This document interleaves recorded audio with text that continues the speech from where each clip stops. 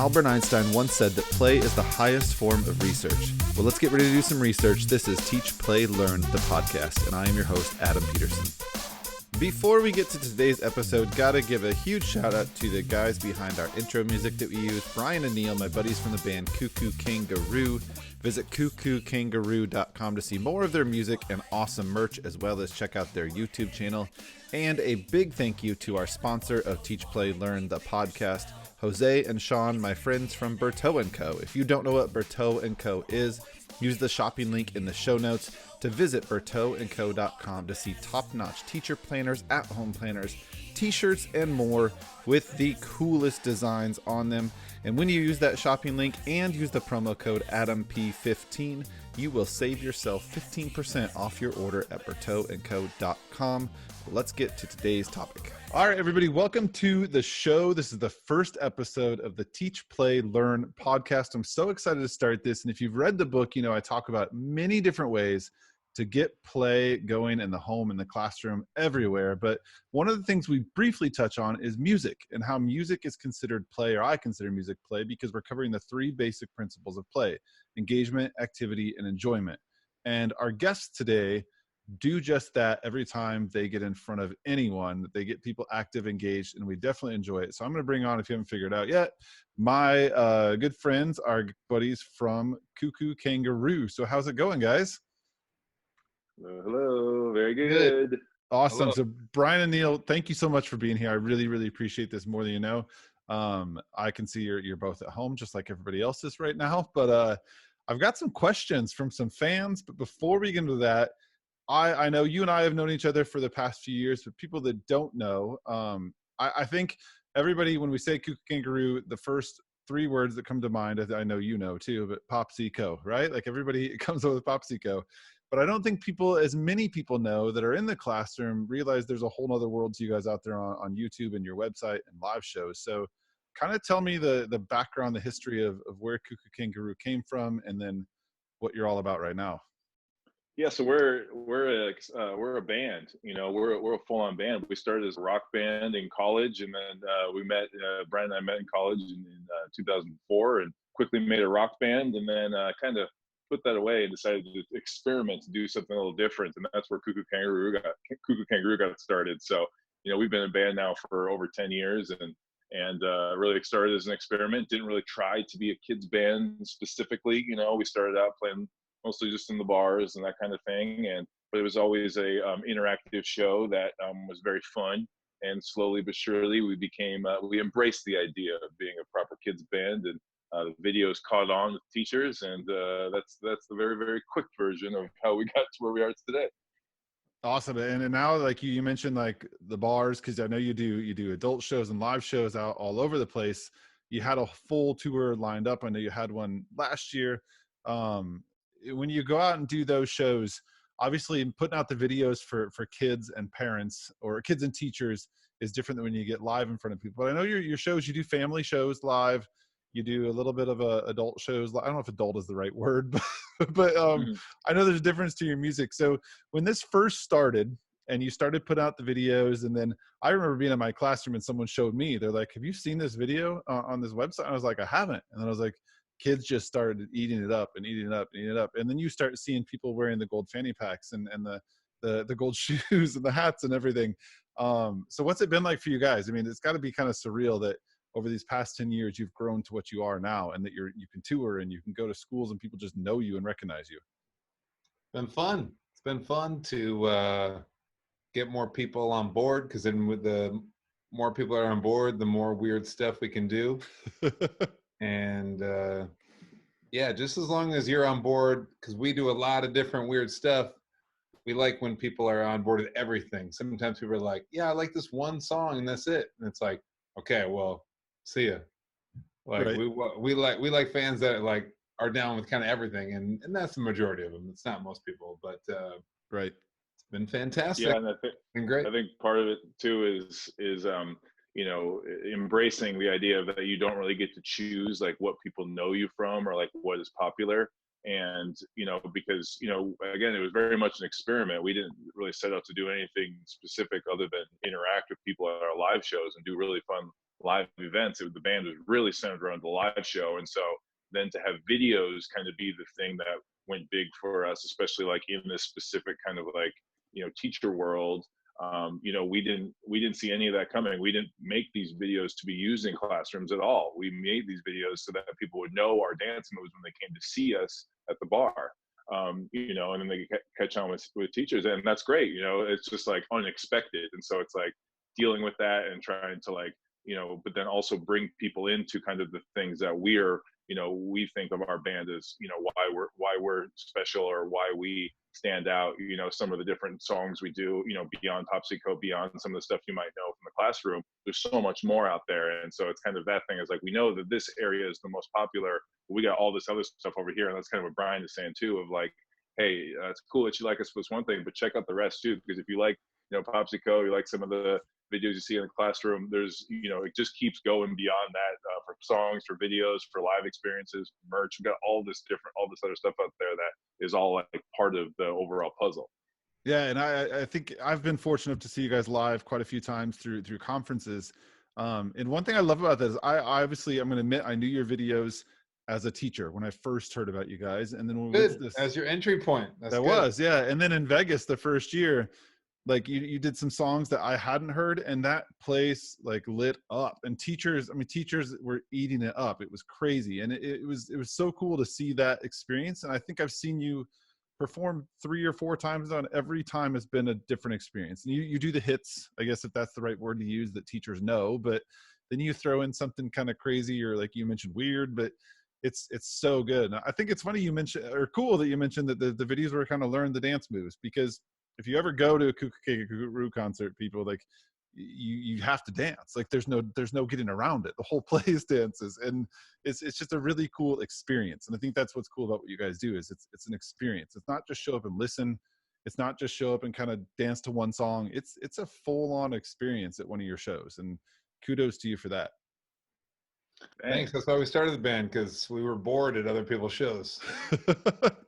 Well, you're doing exactly what I mentioned, like I said in the intro here, that I talk about in my book, is we break down the idea of play. And the definition of the word play in the dictionary actually uses those 3 words that I use throughout the book: activity, engagement, and enjoyment. And if you guys ever get the opportunity to see these guys live, or watch one of their videos, or one of your live streams you guys are doing, and we're going to talk about that, you definitely see those 3 components. So I think you're a big kind of a leader in that area, that music can be considered a way to play for children. And a lot of your stuff that you're doing, it's considered a learning process too. For our little ones in our classroom, just repeating words or being comfortable up and dancing in front of other people, those are big steps for a kindergarten student when I talk kindergarten, so whether you're not teaching specific skills and letters and sounds, you're doing a lot of teaching through the way you're getting kids comfortable with themselves and dancing and learning. So I think you maybe just did that without really even realizing it, but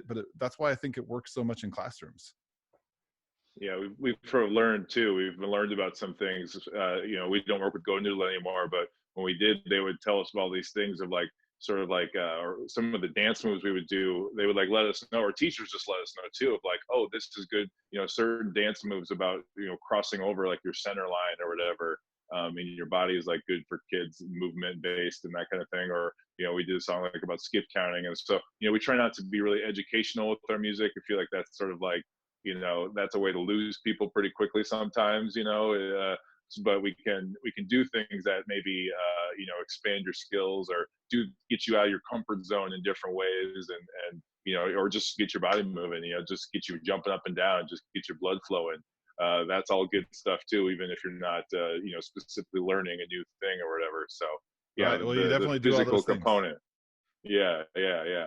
You mentioned get your body moving. I'm thinking roller coaster, cat party, like all those that get the kids moving in different ways. And you're doing exactly that, cross the midline. So you mentioned not working with that website anymore. And I think I want to point out YouTube, because I don't think a lot of people know how big your YouTube channel is, because you mentioned Go Noodle, and I think that's where people first saw you guys, right? Like classrooms first saw you guys.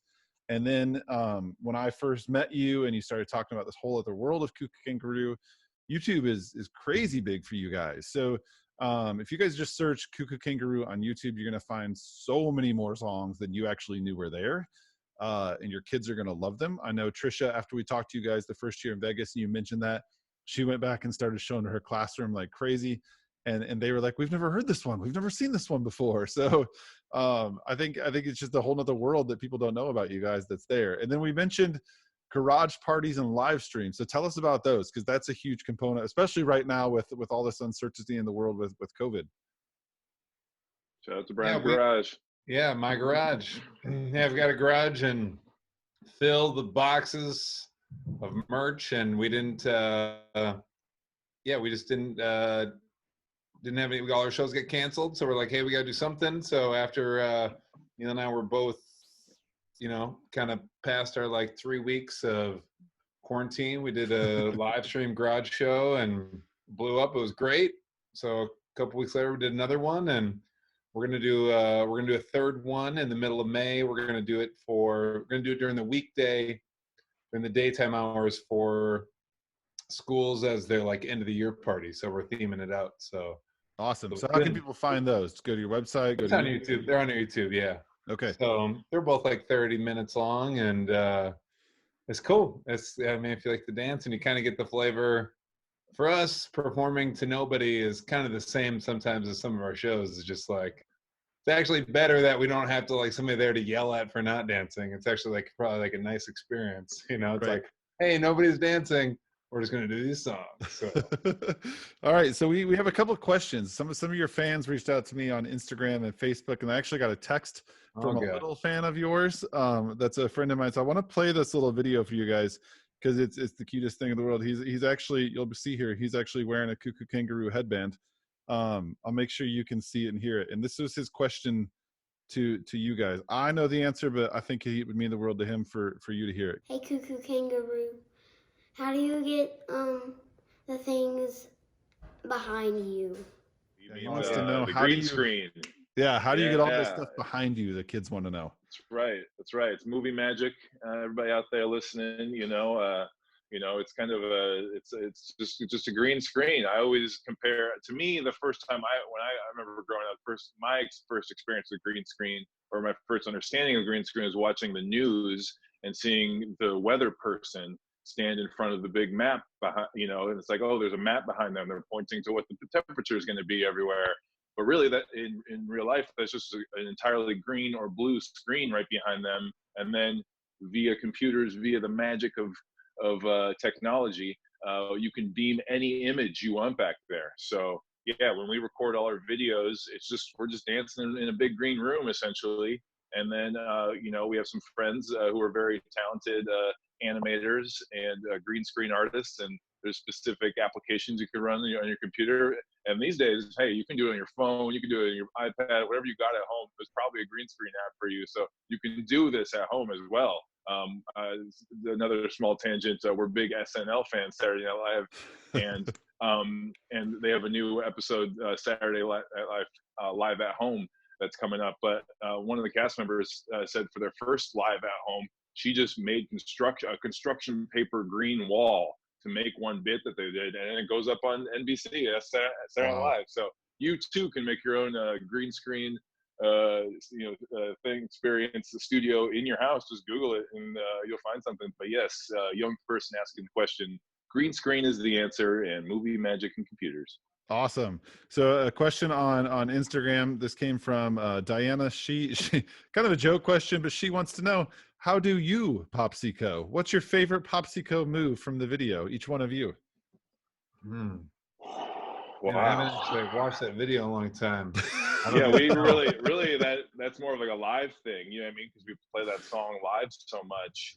And for me, I try. It's hard because you gotta, generally you gotta have one hand on the mic, Right. So it's like different when you're doing it live. You don't just have anything.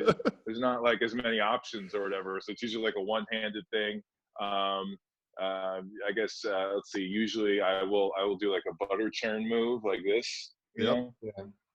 I like a good booty shake. I feel like we always bring somebody up on stage, and 95% of the time we're like, hey, does anyone want to come up for Popsicle? And they're like, me. We pull up in adults, and and they That's just, what it is. they're bad. They're bad. They don't know what they're doing. They can't dance. They freeze, or they spend their whole time like trying to give their phone to their friend or trying to get their kid to come up on stage, and they don't even do it. But every once in a while, there's somebody that comes up and they come to play.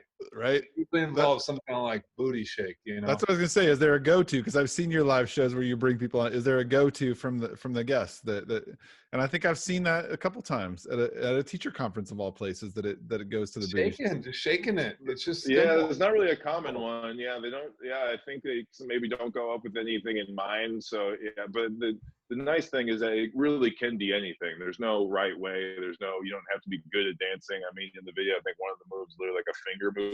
So Right, it's like yeah. you could literally move any appendage, any little bit of your body, and it would count as a good move for Popsicle. So, just don't overthink it, really is the main thing. There you go.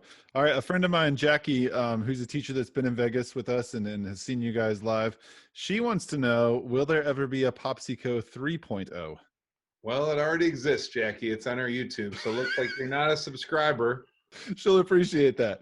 So there you go. Those of you that don't know YouTube, you're missing out. Popsicle 3.0 is on YouTube. All right, the next one. And beyond dance songs too, we have lots of just like music videos that you can sit down and watch as well. So there's some other stuff in there too. Again, we're like a real band in a lot of ways where we do that. So there's beyond just like more dance songs that you probably haven't seen. There are also like different format kind of videos and different style stuff. So check those out as well, please. Right. We'll put that out there for sure. This one, I really like this question. This teacher posted, or a friend or a fan posted, my 10-year-old would like to know, which I think is really cool. Like I know as a kindergarten teacher, when we see you in Vegas, it's a lot of pre-K people that were the teachers that are there, but your audience stretches, from kids to adults. And this is a 10-year-old wants to know, loves the song Cat Party, but wants to know if you'll ever create a song similar based around birds. Ooh, that's a tough one. We don't get that question. Everybody talks about dog party. Usually it's always like, yeah, make a dog. I'm trying to think. We're working on a song that has a bird in it, but birds maybe. Yeah, I'm not a bird fan. Tell them birds are lame. Birds. So, no. That's good. I appreciate the different kind of question. I could have swore you were going to say dog party there at the end, but instead it was birds. So it's all about birds. I appreciate the little bit of originality. I don't think we've ever gotten that, especially framed within the cat party thing. It's always dog. It's always dog, and we have a song called Puppy. And so we do have a dog. We do have a dog song. It's not Dog Party or whatever. Our friends are in a band called Dog Party. Actually, check them out. But yeah, maybe we'll have some more bird content coming if we can think of it. There you go. We'll get some songs about crows. I'm a Cat Party fan. I'm not gonna lie. It's some crows. Oh, we have Nod Your Head. We got a song about pigeons called Nod Your Head. Song. There you go. The dance move. There you Check go. out Nod Your Head. Person that asked that question. This one kind of envelops your whole persona, I guess, or your show. And I think a lot of people wonder this, like, where do the ideas, the question was specifically, my son would like to know how you come up with your crazy songs and skits. So where do these ideas originate? I know you said you're working on a new song. Is this always a team effort? Does one of you shoot out lyrics? Does one of you shoot out dance moves? I already answered this question to your son in person, so he wasn't listening. This isn't my son. This is a fan's son. It's a different son. Your fans are asking on behalf of their kids. Of their kids, yeah. Their kids want to know. Just tell their kids to get an Instagram account. Come on, let's go. What do they care? We just I don't know. We just riff. Usually, most of the time, we've created a lot of concept records, basically because we need to create within a box. So we you need like a tight little format to like bounce off within. It can't be so broad. It can't be like rules. Birds. It's like it's way too big. You gotta let's pick a kind of bird. Let's find out what that bird does. What's something that bird does, and then we can like mock or make fun of that thing, and then let's find something within that joke. So it's like multi-tiered. So Neil and I we're making a new record right now, and awesome. And this one is not themed. It's just a bunch of songs. And we just made a concept list of stuff we think's funnier, like that we kind of want to go for spaces, because we've kind of checked all the boxes on all the animals we love and eat this food, and like unicorns, dinosaurs, ninjas. Like we've checked them all out. So we're like running out of its junk. So weird. So, and then we're just back and forth. Then it's a total 50-50 game. It's like lyrics, chorus, melody, beat, boom, everything's on the table. It's just like ideas are flowing back and forth just constantly. So some things come faster than others, and some things are tough eggs to crack, and it just depends on how badly we want to go for it. So cool. So what's life, a day in the life of Koo Koo Kanga Roo? I know it's different right now, but when we're not self-quarantined or when we're not on a shutdown, a shelter in place like this, are you guys in your home studios every day? I know this is what you do, and you're on the road touring, and you're at home. Is this a constant creative outlet for you guys? Yeah, I mean, I think every year is different, depending on what we're working on. A lot of times, right now, like Brian said, we're working on an album, so it is very much all about the songs, all about writing lyrics, coming up with concepts, working with the producer on beats. But every day is different, and frankly, for me, the quarantine hasn't changed too much, just because I normally work at home anyway, and I'm around here anyway. It's just like the places I can go are different or whatever, and they're just trapped inside more. But the day to day, we also sort of we take care. There's just lots of different things. Brian runs the merch store out of his basement, so he's shipping stuff out. There's email to get through. There's we're always trying to again plan for future things. Like we have this this garage show series we've been doing. We already did 2 of them. We have the third one coming up, like Brian said, in the middle of May. So we're prepping for that, trying to come up with we do all like the sort of graphic design. Typically I work on all the graphic design for us, coming up with a flyer for that, so there's little things like that kind of fill up our day in that way. And honestly, it's not so much like full-time Koo Koo Kanga Roo. It is our full-time job financially, but it's not like there's that many hours in a week. Every week is so different as far as what we have to do. A lot of times we're on tour or we're traveling to a show or that kind of thing. So it's really hard to come up with a specific schedule and stick to it, because the things that we need to do on a given day or week can vary a lot. So a lot of variability, but that's the best part about it. Embrace that. Best part about it. Right. If it was the same all the time, I go crazy. And the fact that like we get to make up what we want to do. Like there's tasks that we have to do, like, but it's there because it exists because we created it. Well, so I think that's great. One of my favorite things about you guys as a fan is that you're in a world where I know like niches go this way and that way, and a lot of artists or musicians fall into a groove because that's what the scene needs or the scene wants. But you guys, I would say that I know there's bands that you've toured with that are very much this kind of style of yours, but I think you've stayed true to who you are, and whether it's a video or just a song or a dance party or whatever it may be, you guys have made a name for yourself because of who you are, and I love that. Regardless of the way the music scene changes, you've kept true to your roots, and you are who you are, and that's what's cool. So you mentioned merch. People can find that at cuckookangaroo.com. I know you've got t-shirts, you've got all kinds of stuff. What else is on there? Nothing good. No. Dude, I was leading that with a really cool question. I know I've got a couple children's books that you guys wrote or had an artist friend. Are those still on there? No, they're also there. Those all sold out. Those all sold out. Okay, so we got t-shirts. We got some more books and stuff coming, and we got some cool new enamel pins and some new shirts and some new hats and slap bracelets, and let's see. I don't know. We've sold out of a bunch of stuff, but we always got some weird stuff. We have some weird stuff on the horizon for the fall. So I remember seeing the limited these days run. the merch store is being all about the videos. We're doing custom shout outs these days from our merch store. You can book us and we will do a custom shout out, for a birthday or for your favorite teacher or whatever it is. So that also lives on our merch store as well, even though that's not something we send you in the mail. It's the email you'll get with a link to a video from Brian and I, but we can do those shout outs for you. So that's kind of been the big thing for us right now. But yeah, obviously lots of Koo shirts and all that stuff too. Yeah. I'm glad you mentioned the shout outs, because that's huge right now, because teachers doing everything virtually, that could be an awesome way to, to give their class something special during this time, especially the year end coming. So yeah, everybody just visit cuckookangaroo.com. You'll find everything there that you want to find. All your, do you guys have dates in the future planned, or is it all kind of get some junk you don't need? Go get some junk you don't need. I gotta say, one of my favorite things. I'm digging the shirt. This is my favorite shirt by far. But I wasn't able to pick them up, but I loved the limited run Koo Koo Kangaroo dolls that I saw in Vegas last year.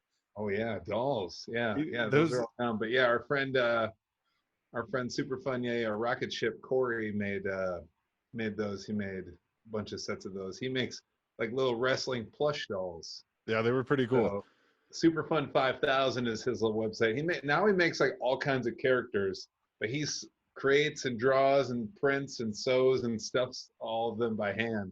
Wow. And painstakingly. I'm like, you should get some of his stuff, please. Nope, I do them all. I do everything. He's St. Louis. You mentioned him. We'll put that website in the show notes as well. Your website.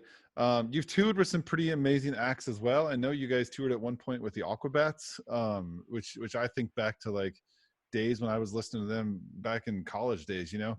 But who else have you toured with that's a big one of yours? I know, is it MC Lars that you guys tour with quite a bit too? Yeah, it's our friend Lars.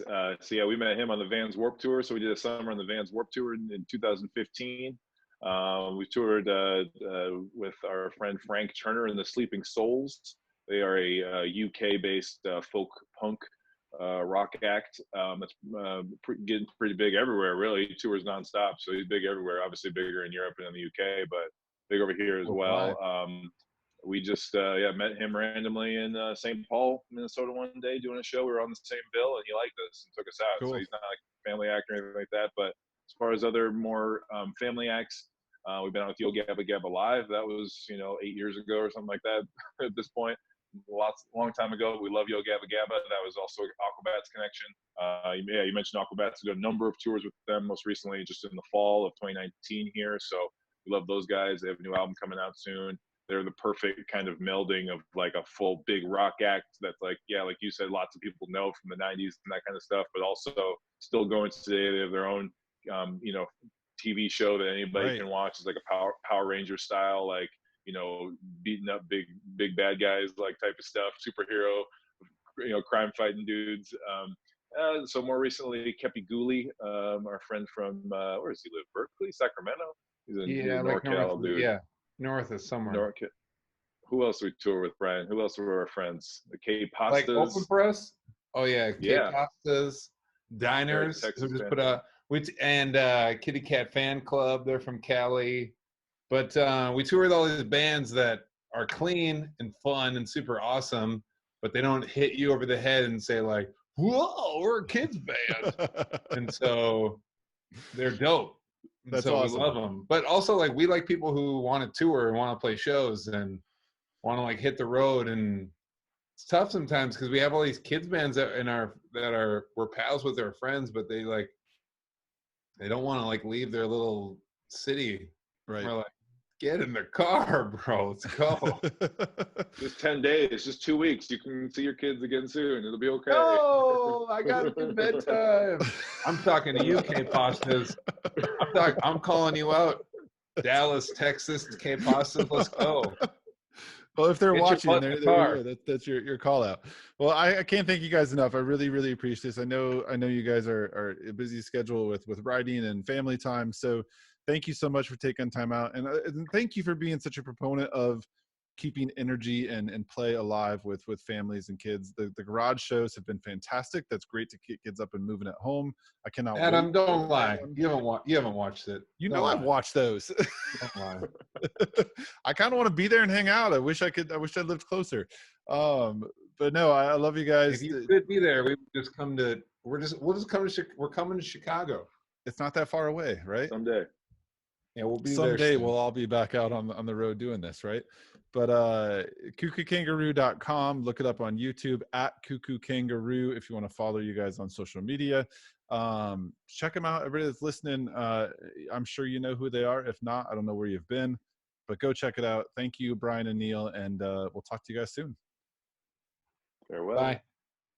Thank you all so much for listening. If you want to hear more music like what you're hearing right now, visit CookooKangaroo.com. And then please like, share, and rate this podcast wherever you're listening to it so others can find it too. I'll see you guys on the next episode. 'Cause you are the best.